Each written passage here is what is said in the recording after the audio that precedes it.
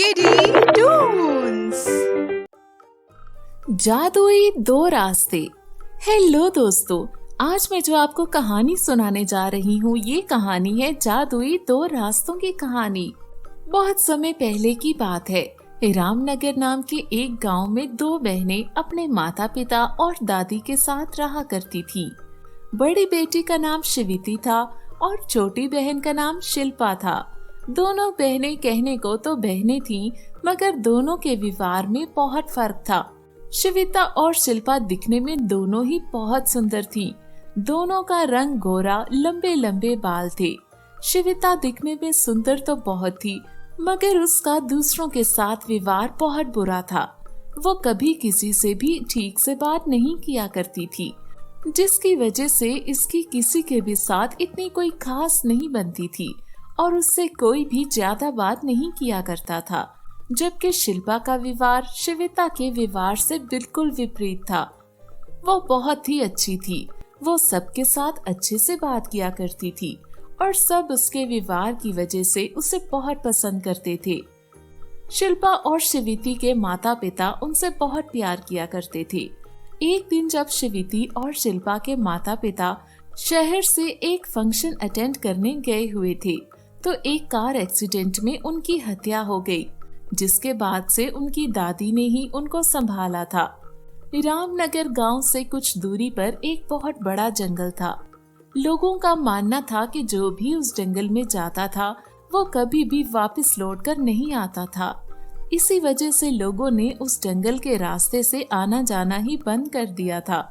एक दिन की बात है कि जंगल की दूसरी तरफ के गांव में एक मेला लगा हुआ था। शिविती उस मेले में घूमने जाती है। वो सारा दिन मेले में ही घूमती रहती है और बहुत मजे करती है। शिविती को गए हुए काफी देर हो जाती है, जिसकी वजह से शिल्पा की दादी लक्ष्मी बहुत परेशान हो जाती है और शिल्पा को बुलाकर कहती है, शिल्पा बेटा, अरे ओ शिल्पा बेटा, जरा बात तो सुन बेटा।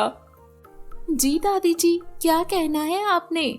बेटा देख ना जरा, शिविती को गए हुए कितनी देर हो गई है। अब तो मेरा भी मन घबरा रहा है। एक तो इस लड़की ने नाक में दम करके रख दिया है, बहुत तंग करती है ये मुझे। मेरी प्यारी दादी, शिविती दीदी कहाँ गई है? बेटा वो ना दूसरे गांव में मेला देखने के लिए गई है। जाओ ना बेटा, तुम जरा उसको देख आओ। आई नहीं है और अब तो शाम भी हो गई है। अच्छा दादी जान, आप फिक्र नहीं करें, मैं देखती हूँ। हाँ बेटा, जल्दी जाओ। इतना कहकर शिल्पा शिविती को ढूंढने के लिए निकल गई। उसे ढूंढते ढूंढते काफी देर हो गई थी, लेकिन शिविती उसे कहीं नहीं मिली। फिर शिल्पा शिविती को ढूंढने के लिए गांव के पास वाले जंगल में चली गई। आधे रास्ते से थोड़ा आगे ही अभी गई थी तो शिल्पा को रास्ते में शिविती मिल गई। अरे तुम इस जंगल में क्या कर रही हो? क्या तुम्हें पता नहीं है इस जंगल के बारे में? जो कोई भी इस जंगल में आता है वो लौटकर वापस नहीं जाता, क्योंकि ये भूल भुलैया जंगल है। अब जल्दी चलो यहाँ से। ज्यादा ज्ञान मत दे, डरपोक कहीं की। जो सच है मैं तो बस वही कह रही हूँ, लेकिन अब घर चल, दादी बहुत चिंता कर रही हैं। अच्छा ठीक है, चलो घर चलते हैं। इतना कहकर दोनों बहनें घर जाने के लिए जल्दी जल्दी कदम बढ़ाने लगती हैं। लेकिन इतनी दूर तक चलने के बाद वो दोनों रास्ता भटक गईं और घने जंगल में पहुंच गईं। तब उन्हें दो रास्ते दिखाई देते हैं। एक रास्ता सोने का था और दूसरा रास्ता लकड़ी का था। दोनों बहनें घने जंगल में वो दो रास्ते देखकर हैरान रह गईं। तभी शिल्पा कहती है, अरे ये क्या, इतने घने जंगल में ये दो सोने और लकड़ी का रास्ता कहाँ से आ गया? मुझे क्या पता।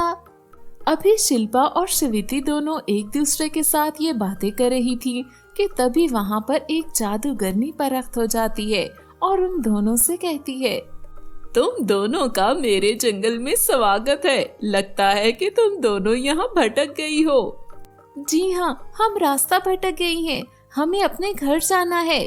दादी माँ हमारा इंतजार कर रही होंगी।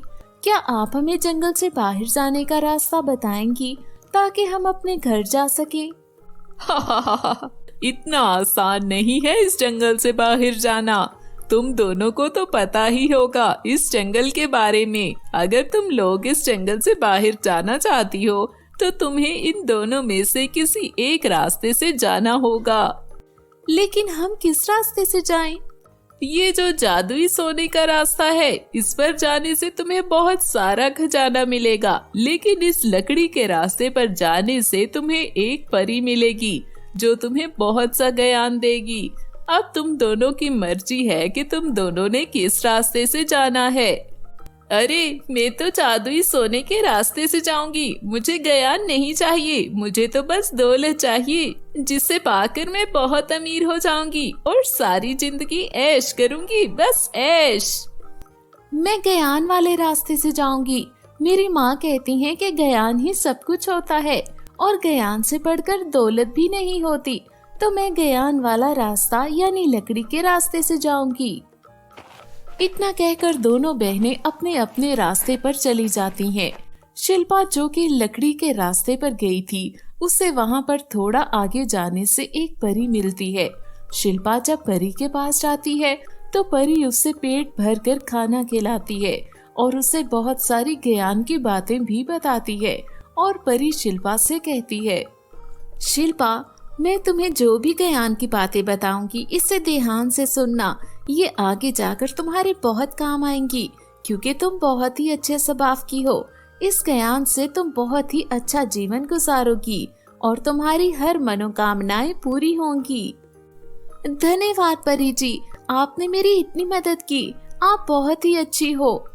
शिल्पा, तुम खुद बहुत अच्छी हो, इसलिए तुम्हें हर कोई अच्छा लगता है। शिल्पा परी से ज्ञान की सारी बातें सीख लेती है। सारी बातें सीखने के बाद परी उसे अपने जादू से जंगल के बाहर छोड़ देती है। उसके बाद वो जंगल से बाहर अपनी बहन शिविती का इंतजार करने लगती है।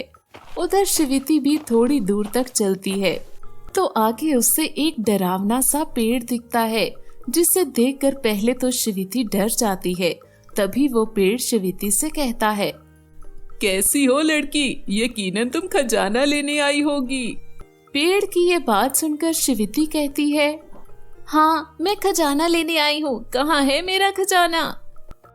मिलेगा मिलेगा, तुम्हें खजाना जरूर मिलेगा। अच्छा तो फिर जल्दी से दो मेरा खजाना, जिसे पाकर मैं बहुत अमीर हो जाऊंगी। लेकिन मेरी एक शर्त है। शिविती खजाने का नाम सुनकर बहुत खुश थी, इसलिए उसने पेड़ की बातों पर कोई खास ध्यान नहीं दिया। तभी पेड़ कहता है, तुम्हें शर्त के तौर पर मुझे अपने सारे बाल देने होंगे। अच्छा ठीक है। अच्छा, वो तुम्हें बड़ा सा पत्थर नजर आ रहा है ना, तुम्हें बस उसके पास जाकर खुदाई करनी है। खुदाई करने का सामान भी वहीं पर पड़ा हुआ है। पेड़ की ये बात सुनकर शिविती जल्दी जल्दी से जाकर पत्थर के पास खुदाई करने लग जाती है। वो बहुत देर तक खुदाई करती है, लेकिन उसे वहाँ कुछ भी नहीं मिलता। वो जब थक जाती है तो पेड़ के पास आकर कहती है, अरे मुझे यहाँ कुछ भी नहीं मिला। तुमने तो मेरा टाइम वेस्ट किया, मैं जा रही हूँ। अरे अरे, कहाँ जा रही हो? तुम्हें अपनी शर्त याद नहीं है क्या? और पागल, यहाँ कोई भी खजाना नहीं था। तुमने लालच की थी, इसीलिए तुम्हें तुम्हारी लालच की सजा मिली है। इतना कहकर पेड़ शिविती के सारे बाल ले लेता है और शिविती को गंजा कर देता है और अपने जादू से शिविती को जंगल के बाहर छोड़ देता है। जब शिविती बाहर जाती है तो वो बहुत रोती है। अब शिल्पा ने ज्ञान से बहुत शोहरत कमाई और शिविती अब बाहर कहीं पर भी नहीं जा पाती थी। तो दोस्तों, इसीलिए कहते हैं लालच बुरी बला है और लालच कभी भी नहीं करनी चाहिए।